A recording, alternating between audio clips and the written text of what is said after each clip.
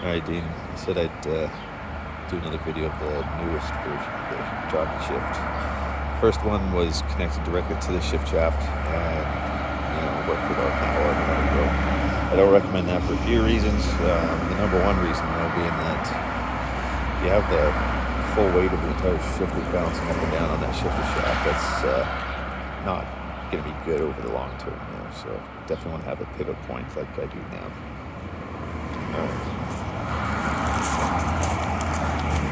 Overall, it works really well. It's just a blast. I love it. So much fun. Okay. Found that the angle of this compared to where you're sitting was really important.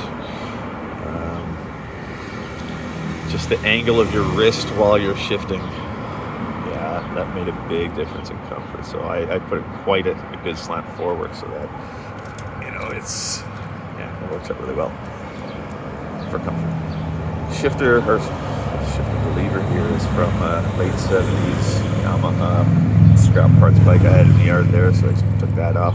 I did have to weld a little bit of a collar on there just to make it thick enough for that to grab onto. And I put tape just for grip. Probably didn't have to, but I did. Half-inch bar. It works. It's a little more flexible than I was hoping, so it does have a bit of bounce, and if the gears are a little sticky, you'll definitely be flexing it. So I'd go a little bit thicker than that if you're going to go with mount bar.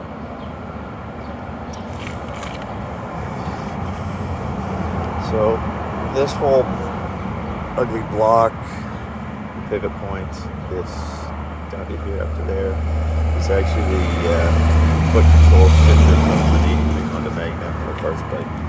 And this whole thing here, I cut the pedal off and welded all this on.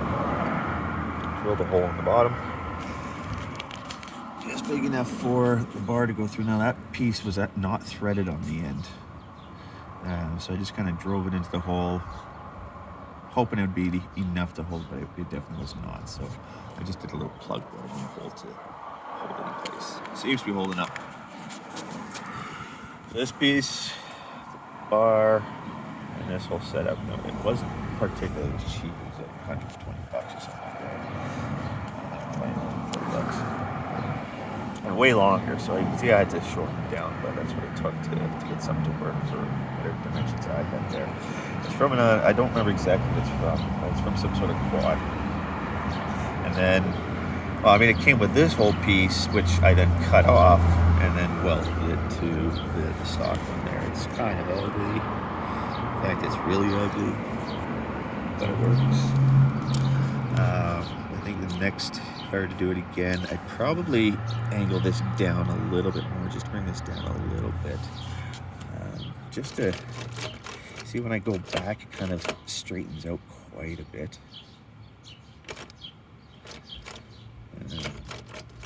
That might be part of the reason why it's a little sticky going downshifting, but it all works still. But as you can see, everything works together. So just know that if I'm doing this, that does move too. So if you're using your foot controls, be aware that's going to be moving as well.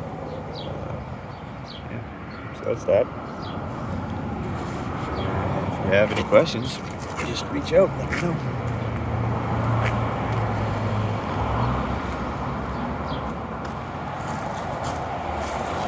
That's the other beast.